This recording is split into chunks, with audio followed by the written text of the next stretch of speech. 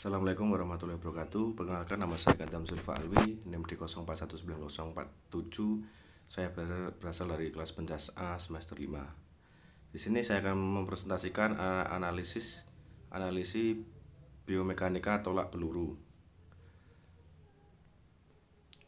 Sejarah tolak peluru. Tolak peluru the shot put telah dikenal sejak 2000 tahun yang lalu, yaitu sejak masa kerajaan Yunani kuno, tetapi dengan tata cara dan peraturan yang berbeda. Menurut Homper, pada zaman dahulu, tolak peluru dikenal dengan nama lempar beban atau wig throwing. Catatan sejarah tentang olahraga tolak peluru yang berhasil ditemukan adalah tentang diadakannya kompetisi di Skotlandia pada abad pertama. Kemudian pada abad ke-16, sejarah Henry dari Inggris menyelenggarakan pertandingan yang sama, yaitu lempar palu dan lempar beban. Analis biomekanika gerak tolak peluru. Gerak lutut dan pinggul. Lutut dan pinggul merupakan titik-titik kritis dalam tolak peluru. Lutut kanan dan sendi pinggul fleksi dalam posisi sudut optimum, sehingga pergerakan otot cukup untuk menghasilkan tenaga maksimum. Hal ini perlu diperhatikan pada fase akhir persiapan bila regangan otot tidak mencapai titik kritis.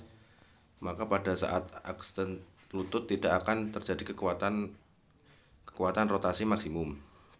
Yang kedua, gerak pinggang dan persendian pinggul. Bidang tumpuan yang mendukung ketimbangan gerak dan depan pada tolak peluru ditunjang oleh suatu titik tumpu dan dua titik tumpu secara bergantian. Pada fase persiapan keseimbangan, tubuh ditumpu oleh satu kaki, yaitu kaki kanan.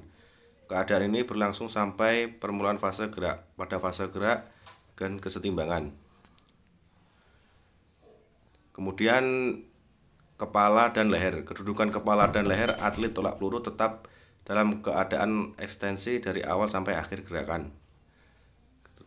Kemudian gerak lengan dan gerak tangan. Pada saat terakhir fase gerak maju, gerak lengan kiri memberikan sumbangan terhadap mekanisme refleks flexor ekstensor dan memelihara kesetimbangan pada saat peluru lepas. Hukum-hukum Newton yang bekerja pada tolak peluru. Gaya O'Brien, hukum Newton 1, hukum kelembaman. Bunyi hukum Newton 1, setiap benda akan tetap berada dalam keadaan diam atau bergerak lurus beraturan, kecuali ada gaya luar mempengaruhinya. Terjadi pada fase persiapan dan fase gerak lanjutan. Hukum Newton 2, perubahan kecepatan gerak sebanding dengan besarnya tenaga yang bekerja pada benda tersebut, arahnya searah dan arah tenaga yang bekerja. Hukum percepatan ini terjadi pada fase gerakan. Semakin besar percepatan, semakin pula jarak tolakan.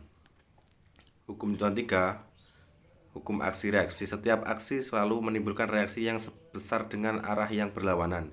Terjadi pada saat tungkai menanjak tanah untuk gerakan ekstensi agar dapat menolak peluru sejauh-jauhnya.